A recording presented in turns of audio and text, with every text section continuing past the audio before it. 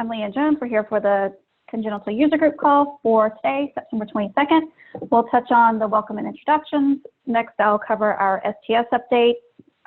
We'll go over, well, actually, today we're going to do our annual data manager poll. I know in the past, this data manager poll has been sent out via email and done prior to, I think it's done annually at the end of every year, but we're going to go ahead and tackle that today.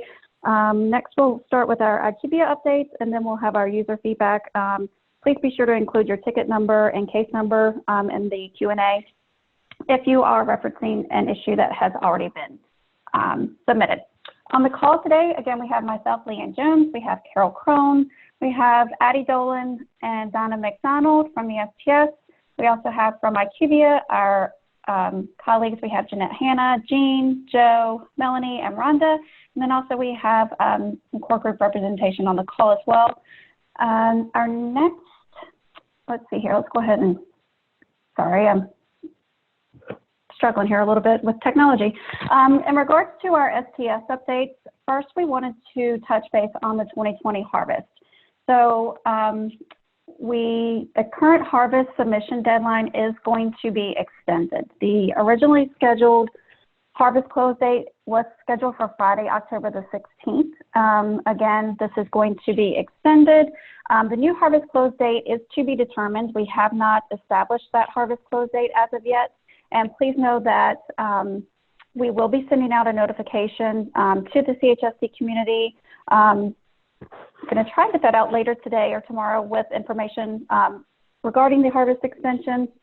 Again, all of our data managers will be notified, the surgeons and the vendors. Just please know, we are working to get you all the tools that you need to get your harvest submitted successfully.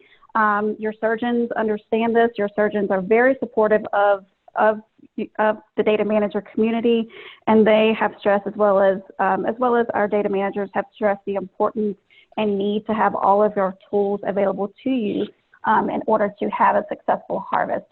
Again, just please know that we encourage you to continue submitting. Even though the harvest is going to be extended, we don't want you to stop, slow down, or anything, but please continue to submit your data files accordingly. And again, we will be sending out information regarding this harvest update extension later this afternoon or first thing tomorrow. I need to get with the team to get that email out. We also have our new reports that are currently available, and then some that are coming soon. IQVIA will touch on this information a little bit later in the presentation. As you all are aware, we do have the mortality eligibility summary that is now available, and we also have the primary procedure mismatch report that is coming soon. We also wanted to just give everyone a friendly reminder that I'm sure many of you are aware, AQO begins next week. Our congenital heart surgery database session is scheduled for Friday, October the 2nd.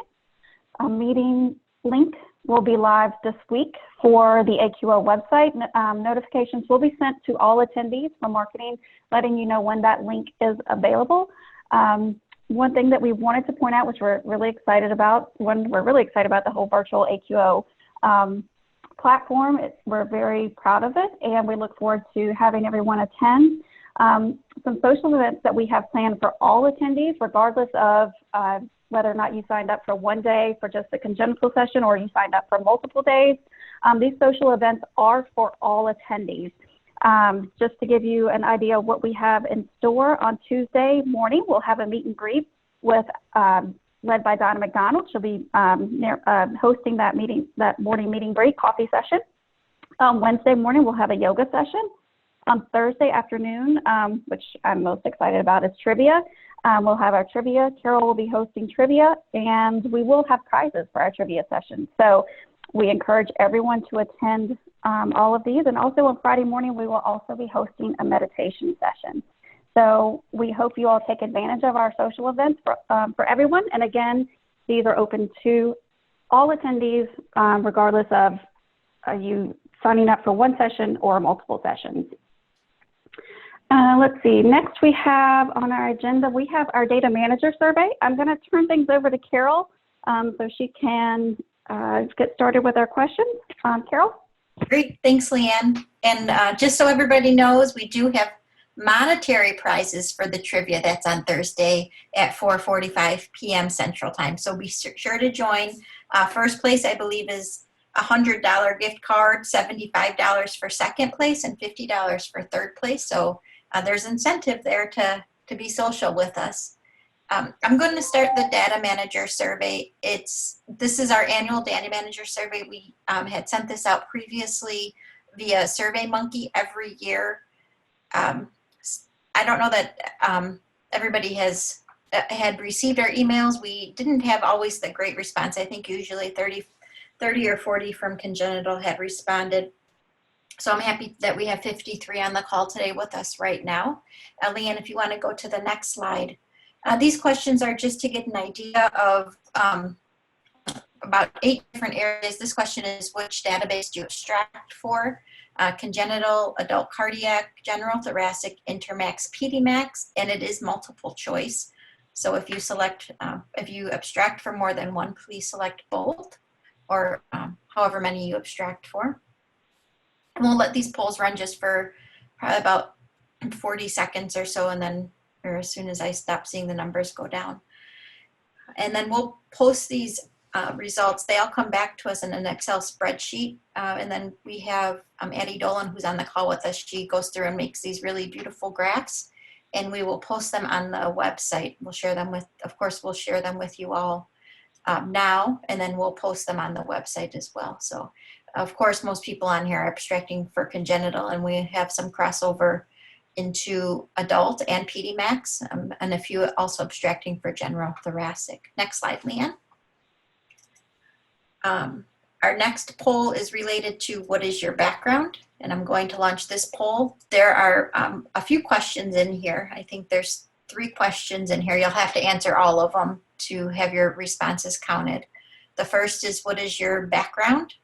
The second is, how long have you been abstracting for? And the third is, who do you work for? So your background, what type of, do you have a clinical background? Are you non-clinical, non-medical? Are you an HIM? Are you a physician, a cardiac physician, other physician? And then how long have you been abstracting for? And if you have experience in abstraction, in just a little bit, we'll get to a question about mentorship. If you are have more than 2 years abstracting, we are looking for mentors to help out your colleagues. So I'll be able to give you more information about that coming up. Okay, and then who do you work for? Are you working for a hospital data abstraction company or a data abstraction company? And it's multiple choice. Some people work for both. So it looks like we're slowing down here. I'll end this poll. Oh, sorry if you didn't get your results in, but I think we're pretty good here. And here are the results. Most, of course, most are about a little over half are RNs or APNs. Some quality improvement, non-medical, IT, non-medical, HIM or other clinical, and then other physician. And then how long have you been abstracting for? Most folks on here have been abstracting for greater than 5 years. Most folks have been abstracting greater than 2 years. So we have quite a few people on here who would be great choices to help mentor those who are just coming on to the database. And then most folks, of course, are working for hospitals. A few are working for data abstraction companies. And again, I have to stop sharing to go to the next poll, but we will share these results out with you in the coming weeks. Next set of question, next slide, Leanne. Next set of question is your role for data abstraction. There's a couple questions here, 5 questions. The first is, what is your role regarding data abstraction at your site? This is multiple choice. Are you primary or backup data contact or a physician representative? And do you or do you not abstract? And other.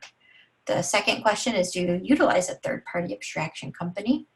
And then how many cases per month do you yourself abstract personally? Less than 5, 5 to 10, 10 to 20. And it goes all the way up to 200, greater than 200. And then average time spent abstracting a case. I abstract, this is a multi-choice. You abstract without any help and it takes you however long, or you abstract as part of a team, and average time to complete a case within that team. How long do you think it takes to do that? This really helps sites, we post these, and this really helps sites figure out FTEs We can share these results when, people are looking at FTEs at their hospital. So it's helpful to have this information. Thank you for sharing it with us, and we can pass it along to others. And then timing of abstraction, not including 30-day follow-up.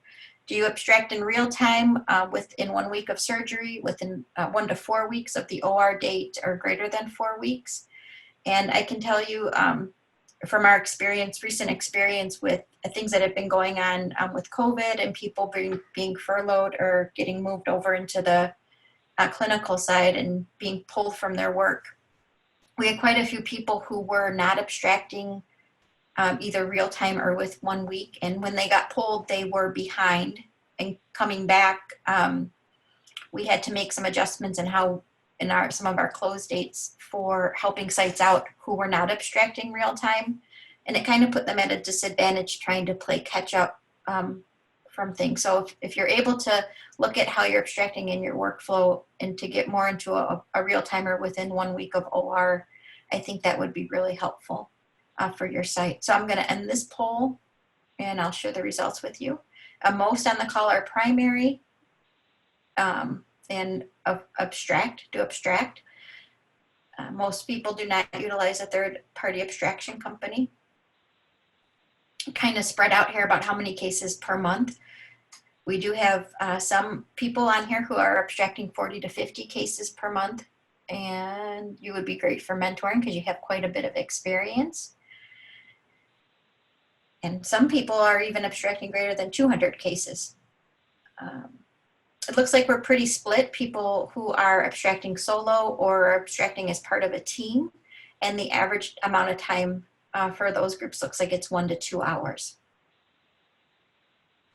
Real-time abstract, most people do abstract in real time, which is great to see, and we have a few folks who are doing it greater than 4 weeks after OR date.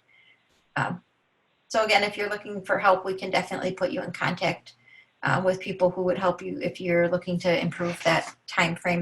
Not that you need to, but if you're looking to do that, we can help you connect through different resources we have. Okay, and then we're going to go to the next poll, which is show me the numbers. This one is for your hospital. How many cases per year does your hospital perform congenital cases?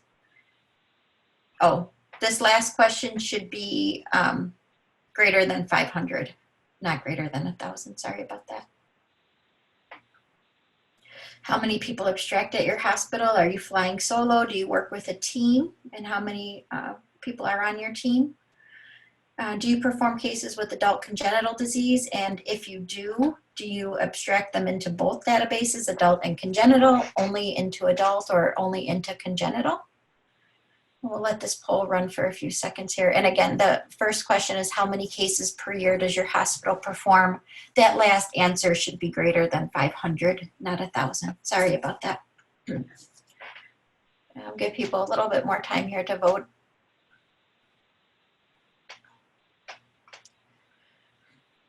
And I hope people are interested in coming to AQO this year. We have a lot of great information. I'll share more with that coming up here soon.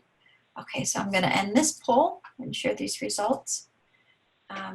Most sites are doing between 2 and 500, and we have quite a few doing greater than 500.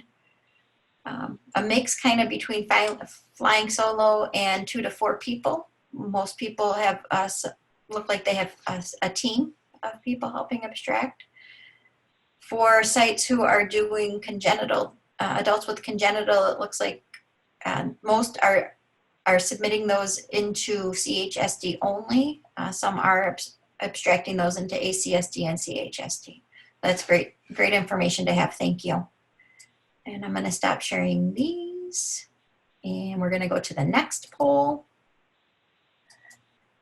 I like learning about who's on our call and who we're working with, so it's great for this information. Thank you for participating.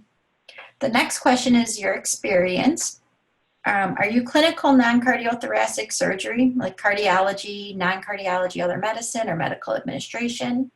Is your background clinical cardiac surgery, like CVOR, CTV, ICU, perfusion, PEDS, ICU, or congenital OR?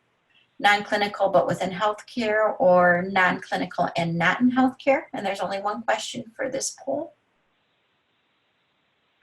And I don't know if you all can see the answers coming across as they're filling up. I think we're pretty close. It looks like we have about almost 70% have voted. We most have the clinical cardiac surgery background, and then followed by the clinical non-cardio surgery background. Oh, I want to see those results. There you go. And then we're going to go to our next, oopsie. We're going to go to our next poll, which is your work responsibilities. And I'll launch, there's just one question here.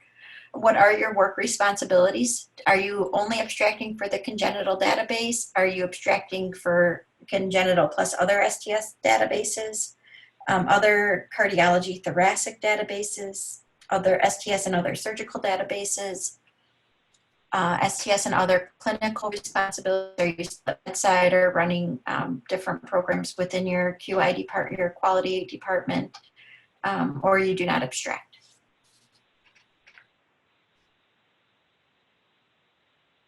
And it's still coming over. Okay. Oh. Good. We'll end it here, and I'll share the results with you. Most people are STS and other cardiothoracic databases.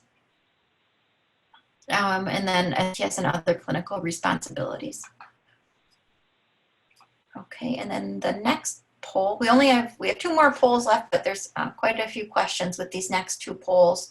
This next poll is on education, and it's really focusing on the education that STS offers to you, and maybe things that we are offering that you might not be aware of, or things that you are aware of but not participating in, and how can we help you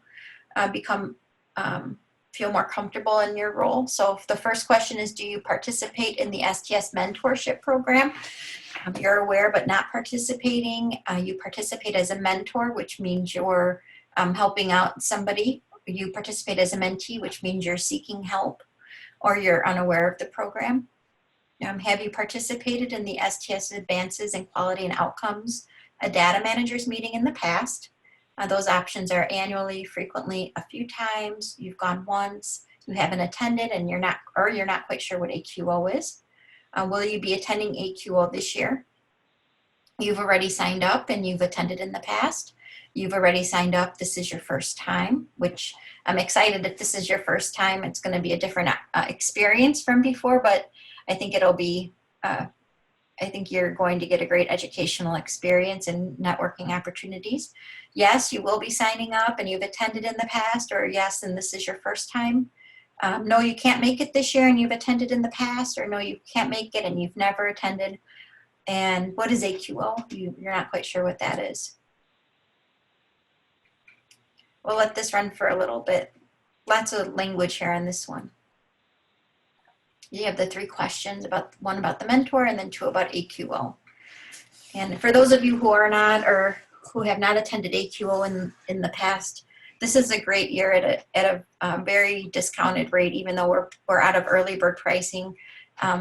Great time to get that extra supplemental education to go along with these webinars and the training manual education. Oh, and I guess I have another question, couple more questions in there I didn't read to you. Oh, do you find the Twice Monthly? In the chat box. Yeah, sorry about that. Do you find that Twice Monthly webinars helpful? Yes, the amount is perfect, or you would like more frequent, there's too many, I'm not finding them helpful, or this is my first webinar. Do you feel that you have the knowledge to do your job? Yes, you're good. Yes, you're still learning, or you definitely need more training. Are you familiar with the IQVIA platform? Yes, I frequent it on the IQVIA. Are you familiar with the IQVIA? This is supposed to say the resource library, and I'm not sure if that whole question is pulling up for you or not. A resource library was cut off on my screen. Yes, I frequent it. It's showing up. It is showing up. Okay. Yes, you frequented, or yes, you've checked it out once or twice, or you're not quite sure about what that is. Notifications tab. Do you visit the notifications tab? Do you check it out frequently? Once or twice, or you skip right over it? The IQVIA resource documents on the STS website. Yes, you've utilized them. Nope, you haven't utilized them, or you didn't even know they existed. And we need to do better education. If you didn't know they existed, we definitely need to focus on that. And then is the chat box open? I think I opened it. The last question is, if you are not finding the webinars helpful, what can be improved upon? Should we be providing you more of something, or is there something that we're not even aware of that you would like to have more information on? And you can go ahead, the chat box, there should be a link or a button that says chat, and you should be able to put your answers in there. Do you see it coming over, Leanne? I'm sorry, I was on mute. I don't see the chat box. I don't see the, hold on. Okay, let's see if we can do I don't that. see anyone's responses. Oh, there we go. Oh, I see Kelly's. Yep, there they go. Thanks, Kelly. So go ahead and put your responses in the chat box. This will kind of help us guide what we use to, what kind of content we provide on upcoming webinars. And if you're looking for more clinical help, if there's clinical scenarios, please put those in there. If you're looking for more help with figuring out the steps to do harvest submissions that will ensure you're comfortable with your data that's going into analysis, put that in there. Anything you can think of that would be helpful.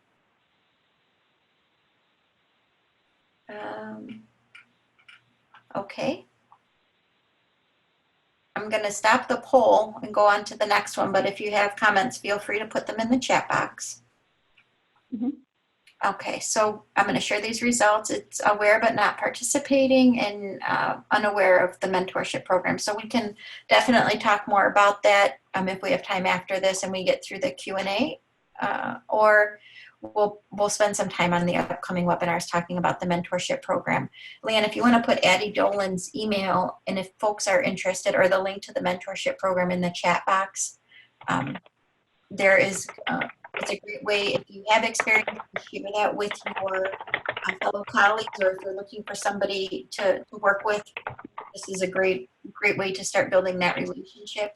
The mentees that have participated in that are not overwhelmed. We've gotten feedback from them that they're even looking on to take on more mentors, and it seems to only be a little bit of a communication between mentor and mentee, but just enough to help that person get by or feel like they have a buddy out there. It looks like most attend annually, some have not attended, and one person doesn't know what AQO is, so we can reach out to you and give you some more information on that.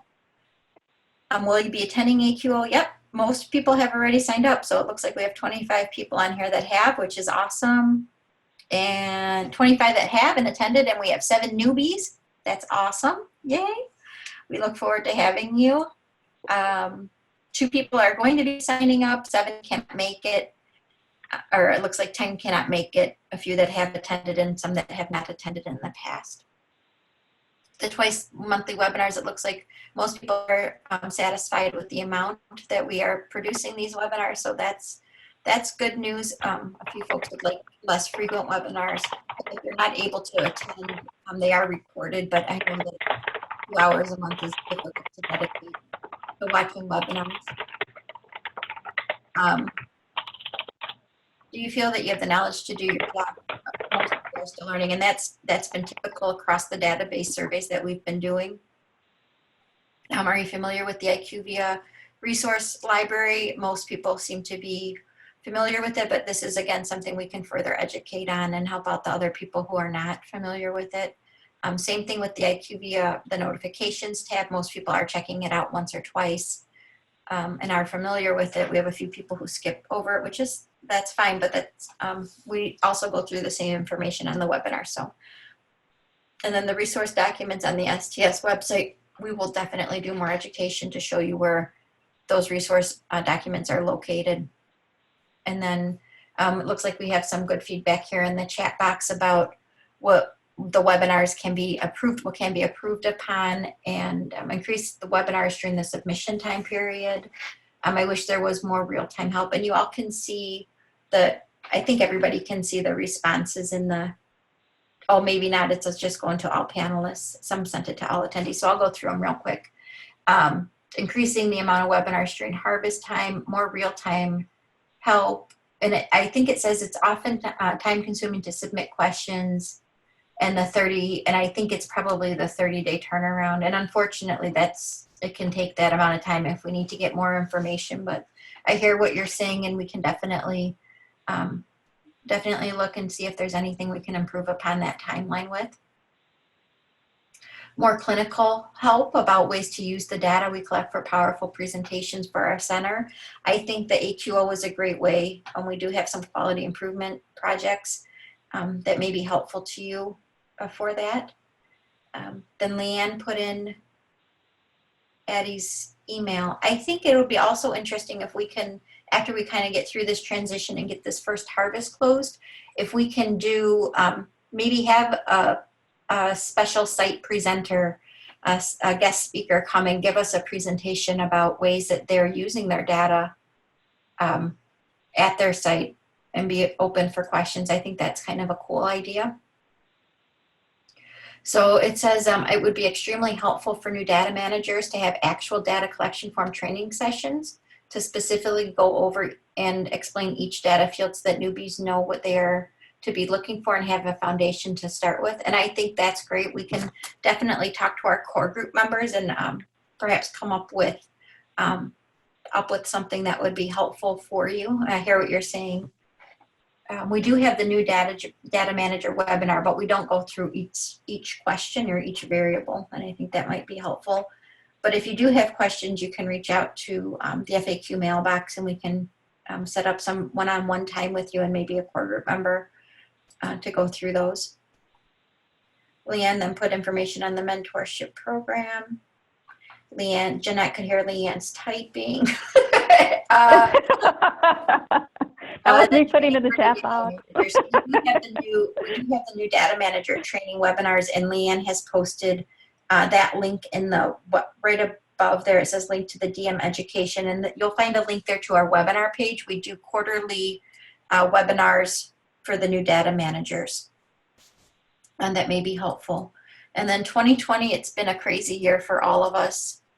And we just want to get some feedback on how this transition has gone and how other things with the STS database have gone for you, and to kind of get your input, ways that we can help you, be more productive at your job, or things that we need to be doing differently to work better with you. So there's a few questions here. The first question is, what would be the most useful area to help educate, and it should say areas, to help educate on for the STS and IQVIA position transition? Sorry about that. It's multiple choice. You're good. You can get your data in and you understand how to clean it up. You're a little confused, but you think you'll get it. Upload or data quality report. And just looking at all of the different reports, I know, as these reports come out one by one, it gets a little confusing. We lose sight of something that was presented to us a couple months ago. And I know that IQVIA does a good job going over these, but it probably would be helpful to have a refresher course on, okay, this is what we need to do, and this is what each of these look like, and how you're going to use it to ensure your data is ready. So critical summary, missing variable, harvest summary. Are you interested in direct data entry, non-analyzed dashboard? Please rate STS's communication regarding the transition. So this is the communication from STS. How have we communicated? This is not based on IQVIA's, this is STS. We want your feedback specifically related, coming from Leanne, myself, and the STS National Database team. How have we communicated out to you, and is there something different that STS can be doing to communicate out to you? This is minus the IQVIA platform and things with IQVIA. This is just basic to STS. What areas can STS and IQVIA improve upon? We can improve upon communication or IQVIA platform education with more written resources, more demonstrations, platform technical support, STS clinical education for data abstraction, or others. Please feel free to put it in the chat box. what is the biggest improvement you felt happened in 2020 regarding the STS congenital? Please put your answer in the chat box. And then what has been the most challenging for you? Please put your answer in the chat box. Lots of chat box questions. But this is really helpful for the adult. I was able to kind of sort through these and pass this on to leadership so they could see your feedback, and it's very helpful to have that. How often are you using the congenital training manual? Are you reviewing it prior to submitting any questions to the FAQ mailbox? Are you reviewing it monthly and find it answers your questions? Are you reviewing it monthly but you still have questions? I don't know what that is. And if there's something specific to the training manual that would be helpful to you, you can put that in the chat box too, please.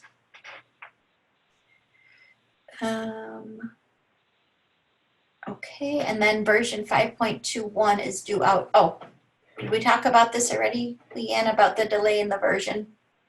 Oh. That's thoracic. I'm lying to you. Never mind. Never mind question 7. Database. But it should say. That's for tomorrow. Yeah. Sorry about that. I was typing so fast I didn't even realize I brought over the wrong question. But what this should say is version 6.22, which is going to be the congenital upgrade.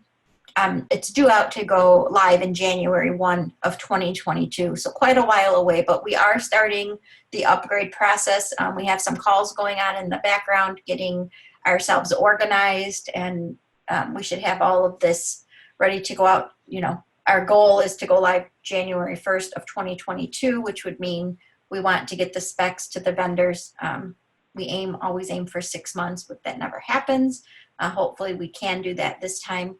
But in that time frame, after we go through this part with the upgrade, we've started offering education on the version upgrade. And prior to it going live, outside of AQO, what kinds of things would be helpful in, or what are your wish lists regarding the upgrade process, and anything that we can educate on? For adult cardiac, we had monthly webinars. We walked through the form, and that's a great place if you're a new data manager to make sure you join those upgrade webinars, because we definitely will walk through each variable, discuss each variable and changes that occurred. But we would love to have all your input for that as well. So people can still enter. I'm gonna end this question so we can get going with the rest of the, so IQVIA can give their update, but here are the results. And we definitely have some educating to do on the different reports, and I think that will be helpful. Some people are good, they can get their data in, cleaned up, and feel good. A little confused, but we'll be okay. STS has been average, and I agree, if there's things that we can do better to communicate out, what can those things be? What areas can STS and IQVIA improve upon? Platform education with more written resources, and I think we're all working on that. Got an email from Jeanette earlier that's talking about how we're going to improve that. So what is the biggest improvement? People put answers in the chat box, and I don't know if everybody can see these or not. If you're not receiving email communication from STS, please reach out to stsdb@sts.org, and Leanne can put that in the chat box and include your participant ID number. We have a way to include a secondary email address, which could be a personal email address that has helped when sites are not receiving our emails. Looks like education, the monthly webinars, most challenging. Harvest submission has been tedious and complicated.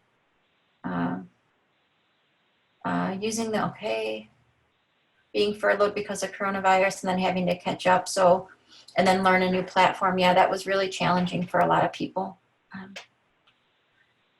PC4 does webinars that allow you to ask specific clinical questions and you get answers on the spot. So that is our, yeah, and could STS do that? That's our hope after we get through this transition, is that these webinars will become more clinical, and we'll be able to have our surgeon leaders on, core group members and others to answer these specific clinical questions or provide clarity on things that came in through the FAQ mailbox and kind of go over those. So that's kind of the hope of these webinars.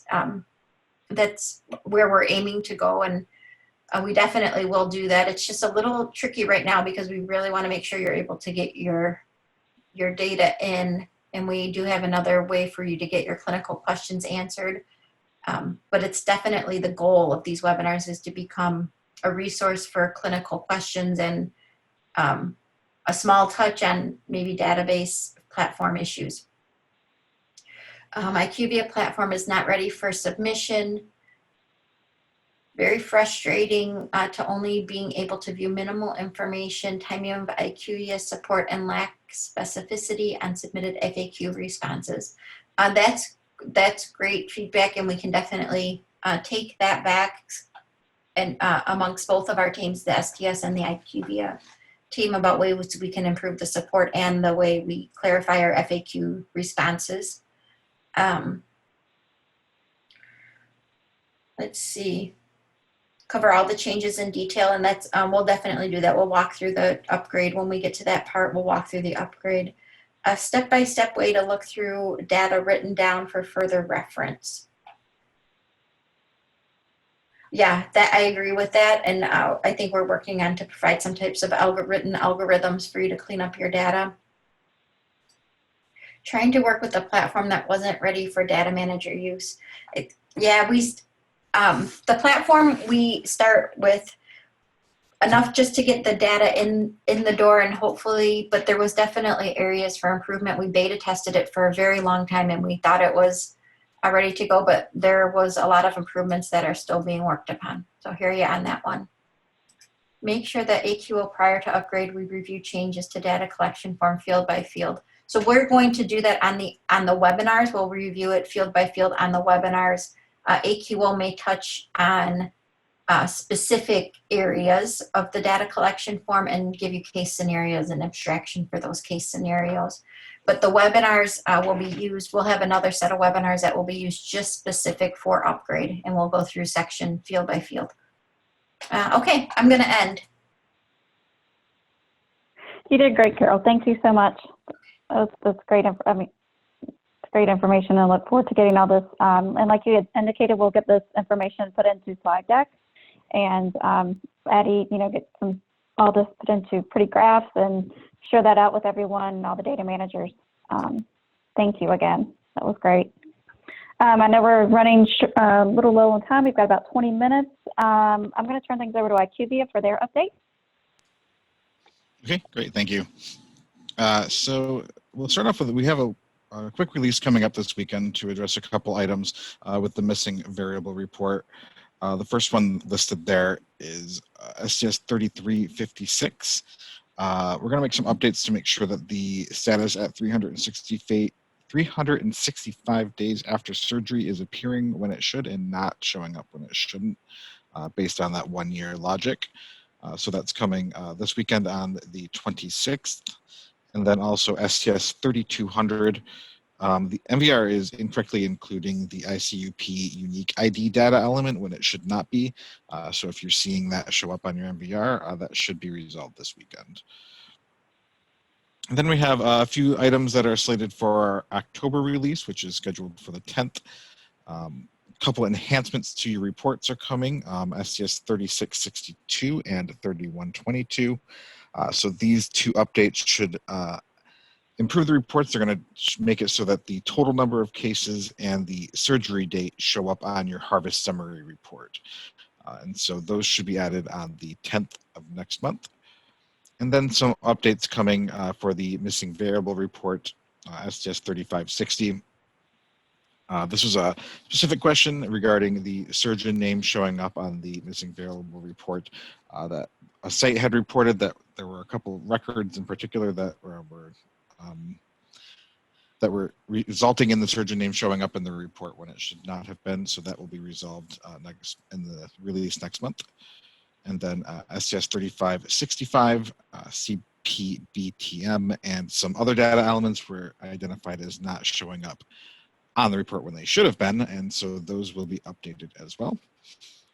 STS 3407, MVR is showing the valve explant model number for the fourth explant is missing, even when a fourth explant was not documented per the parent field.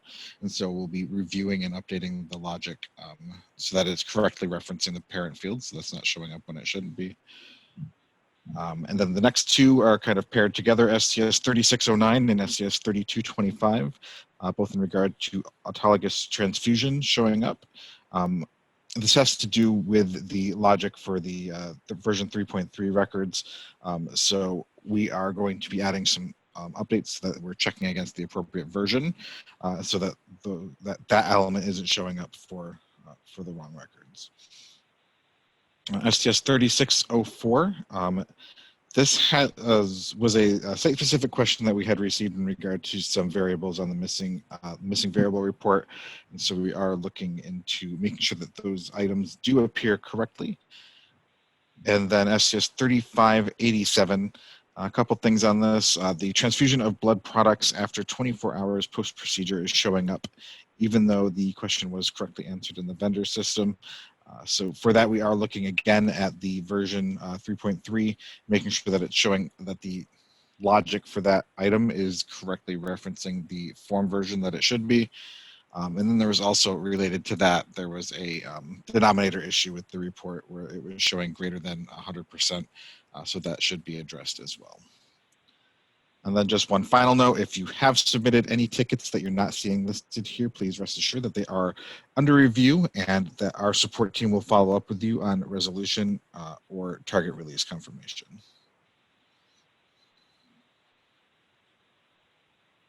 And that's it for me. So we will turn things over to Rhonda. Great. Thank you so much, Joe. Thank you, everyone. Next slide, please. So I'm going to keep this short and sweet. The case eligibility for inclusion and mortality analysis report is coming on 9/12. Actually, it was released on 9/12, my apologies. But the primary procedure mismatch report, we're still working to incorporate feedback from the initial UAT of that report. And that one is still, we're still working on a release date for that one, but it is coming soon. And then finally, the risk-adjusted dashboard, that after we have gotten the analyzed results for the first harvest, we will work on getting that risk-adjusted dashboard report out to everyone for review.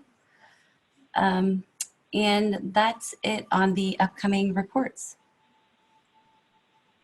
Great. Thank you so much, Rhonda. Next, we're going to turn things over to Melanie for the harvest checklist review. Thanks, Leanne. And actually, I'll go ahead and share my screen so I can show what we will be posting to the library and also to the site so they can get to see some of the information that will be available. Of course, we do have the checklist information that's in this slide deck also, but we do have another resource. So I'm just going to share my screen. And if you can confirm that you're able to see it. It's coming up. Yes, ma'am. Okay, let me just put it in presentation mode. Okay, hello everyone.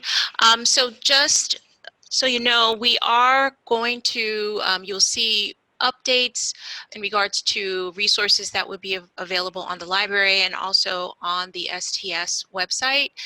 So this is one of those items that you will have access to, which is a general workflow checklist that you can reference during the time of harvest close.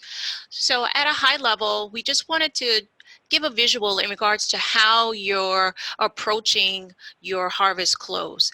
And so the first step in this process, you'll see is going to, of course, be your upload, which is where you will validate your information. It's going to give you that real-time feedback on that submission. And through that feedback, cleanup activities actually will start at that point. So you will utilize your data quality report, and that's accessible using the upload submission card. There will be a hyperlink available where it will say view report. Once you're in your data quality report, you would review all of the critical errors if you encountered any. And then, of course, you do have access to review errors and warnings. In that same report, you will see that there is another tab available for the critical summary. So that's why we have these two together. So you're able to review your critical summary, which will give you your submission specific information. You are able to review a time period of that submission, first surgery date, last surgery date. You'll also be able to determine the total number of records that were accepted into the data warehouse.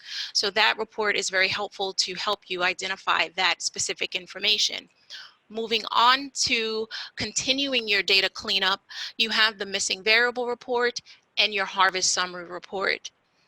Moving from those reports, you do have what we call just our pre-analysis step, where you're able to review your mortality analysis report to determine if cases are flagged as eligible or ineligible. Another report that will be coming is the primary procedure mismatch report, where you're able to see the comparison of what was selected within the case form and what is being recommended by the platform. So you'll have that primary procedure to be able to, again, make sure that that is lining up.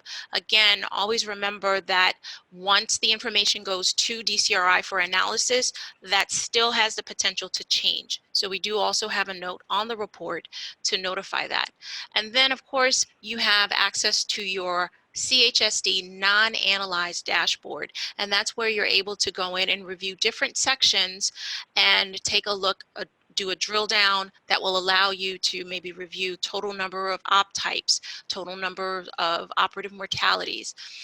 So the dashboard is going to give you that high level aggregated information based on the surgical time frame that you entered in. So once that's done, of course, we'll have harvest closed. And then the next step in that process is that the IQVIA platform will, of course, have all of the information that was submitted. That information is then taken and submitted to DCRI. They conduct the data analysis. And once they finish with their analysis, the last step in the process is to receive that information back from DCRI, and then we would present that information within the platform in a new report. So just moving on from this slide, here is our checklist. So basically what I reviewed just through that workflow, those workflow steps, here are the individual steps for those reports. And again, we're providing more details and more information on the different reports that are available. And we have one additional document that also will do a comparison. Information that was found in the previous DQR, for example, maybe in section 1 of that report, where it gave you the high level raw data information. Where would you find that within the platform? That information would be found within the critical summary. So we're doing a comparison, so you're able to say, if I needed to go in and look at my missing variables that was found in, I believe it's section 5 of the previous DQR, where would I find that information in the platform? That would be, of course, your missing variable report. So that also will be another piece of information or resource for you to be able to also review. So moving on, I know that we're running out of time, but I just want to show you that this gives you at a high level those checklist steps that you're able to do and review to get yourself prepared for the harvest close.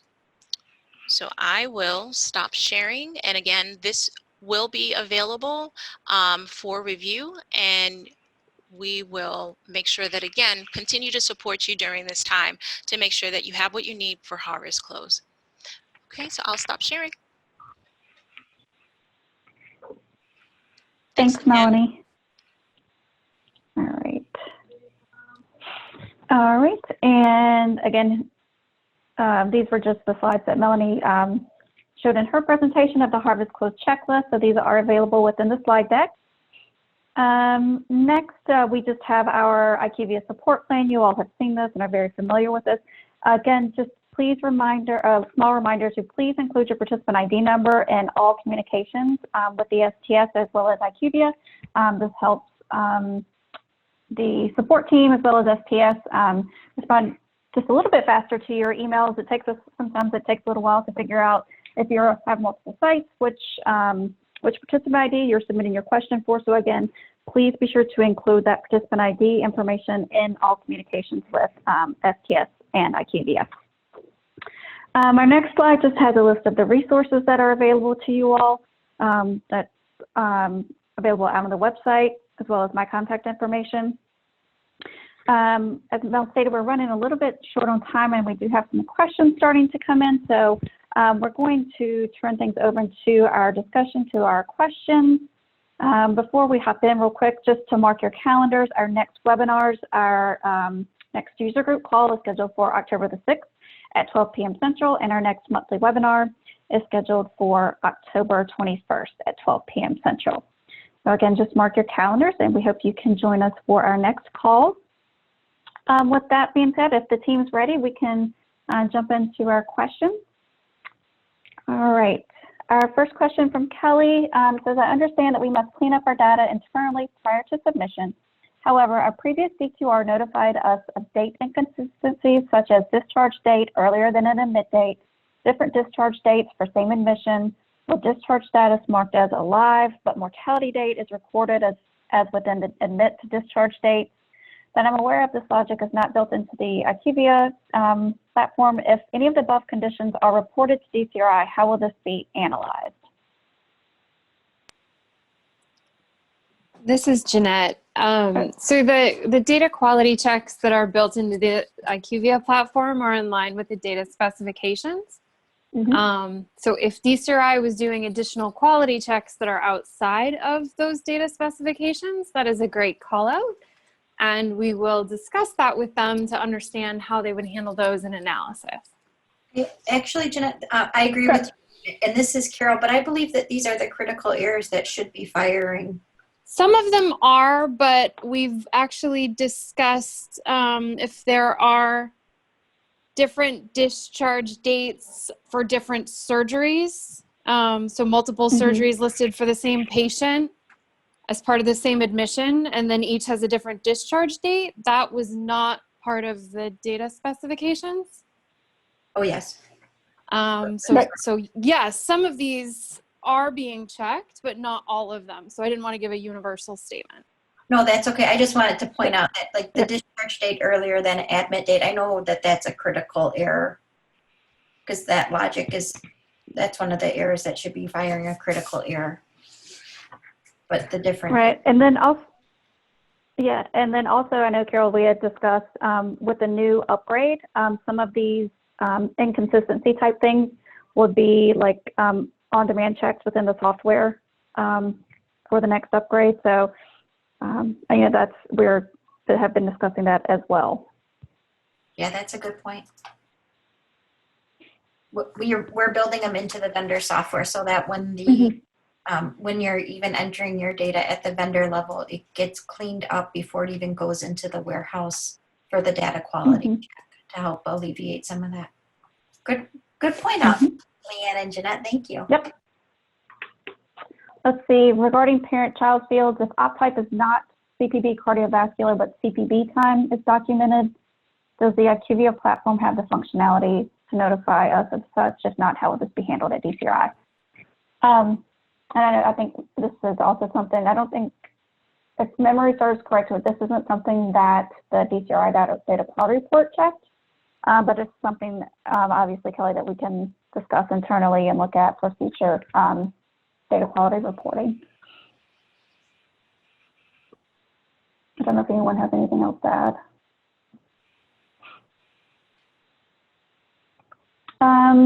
It is important that the hospital name in our database match the hospital name and NPI on file with STS. Is it correct to assume that IQVIA would reject that file if they did not match, and would we be notified as such? So we're not currently matching on the hospital names because there are some potential formatting differences, apostrophes, spacings, all that sort of stuff, and we wouldn't want submissions to fail because those are not aligned. At the moment, we are doing a double check on the NPIs outside of the system of the validations that are presented to you. But we are looking at strategies to bring that more to the forefront for your review. That is in some ways dependent on a more automated integration with the list of participating hospitals that STS maintains, which is currently not something that we have an automated mechanism to reach. So that's definitely an area that we will be continuing to look at as soon as the STS team is ready for that to be pursued. Thanks. And this is Donna. I just wanted to add that if your hospital name changes, which happens really more than you would ever anticipate, please make sure you contact STS and let us know. But the most important place that matters will be when we restart public reporting. If it's St. Mary's Hospital versus St. Mary's Medical Center and the NPI hasn't changed, we still accept your data based on the fact that that NPI is on the contract. So hope that. Good. Thank you, Donna. Our next question, and this is, I think, for Mel. When will the checklist be on the website or the library? We will have it on the library this afternoon. So the timing in regards to the website, STS would have that available, I guess, as soon as possible, but it will be in the library. We can have that today. Yep. And then I can work with marketing to get that posted this week as well. And then the checklist is also available in the slide deck, and that will also be, our marketing team typically has the slide deck and the recording posted within 24 to 48 hours after the presentation. I don't see any additional questions. I know we've got a couple more minutes left, so if you do have a question, or comment, we encourage you to submit that. Our next question from Elizabeth: who do we contact to get the current list of participating surgeons that STS has on file? So you can contact us at stsdb@sts.org, or you can contact myself directly, Lee Jones, leigh.jones@sts.org, and then we can work to get you a list of your current participating surgeons. Did anyone have anything else while we're waiting just a couple more minutes to see if any additional questions come in? May have wanted to share or I've overlooked.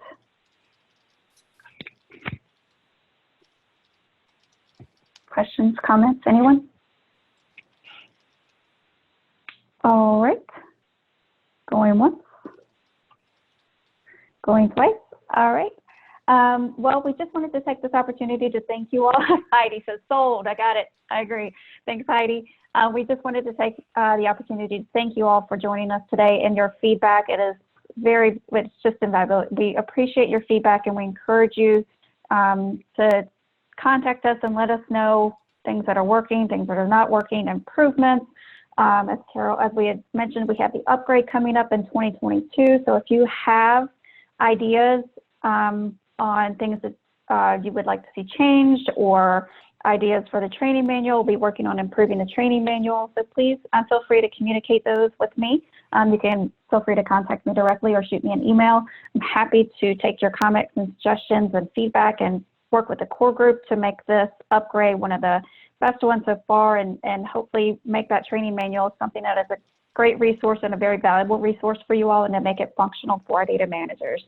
So again, thank you everyone for joining today, IQVIA, STS. Thanks so much to my colleagues, and I hope you guys have a great day. Until next time. Thanks, Leanne. Have a good day. Great job. Thanks everyone. Have a great day.